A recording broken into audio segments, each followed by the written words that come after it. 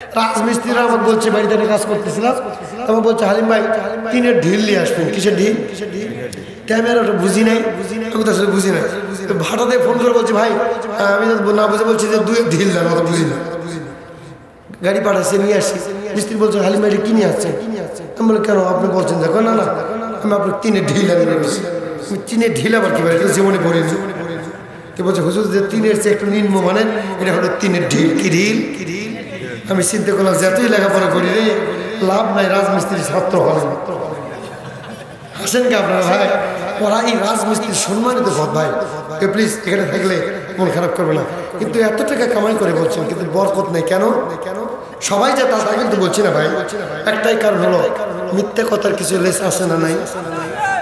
আমার বাড়িতে আমি একটা হালিম ভাই বক্তা মানুষ, আমার বাড়িতে কাজ করতে লাগে বলছে হালিম ভাই আজকে এই প্রাচীর করে যাবো বলতে। আমি বলি ভালো, বিশ্বাস করেন আপনি আমার কুর্নি বোঝেন তো, ওই যে হাতলের মতো যেটা পালিশ দেয় আর একটা হাতুড়ি আছে, বলছে বিশ্বাস করেন হালিম ভাই আমার ব্যাগ আর কুর্নিটা আপনি রেখে দেন। পরে বুকের পাটা দিকে আমি করে এই মরদ রে, আমাকে তো আপনার আমার ব্যাগটা সব নিয়ে যান, কালকে এই মরদ চলে আসবে, টেনশন করেন না। পরের দিন সকাল 9টা বাজে 10টা, ভাই মিস্ত্রি নেই, আমি শুনতে ভাই কই আপনি? করছে হালিম ভাই কিছু মনে করেন না, আপনার মতো আর এক হুজুর আর এক জায়গায় আমার কাম ধরো কথা আজকে না গেলে হবেই না।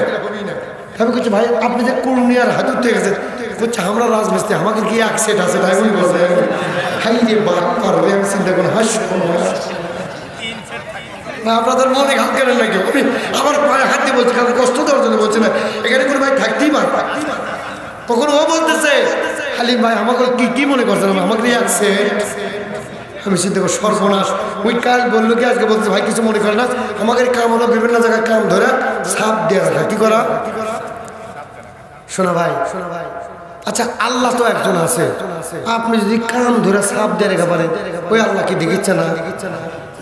আমরা যে বিভিন্ন আয়াত নিয়ে কেউ ডেলে কেউ ইসলামের এক অঞ্চলে টানতেছে আর সাপ দিচ্ছে, আল্লাহ করছে তুই খেলে মর তোর বাটাম ফাটাবো, ঠিক কিনা?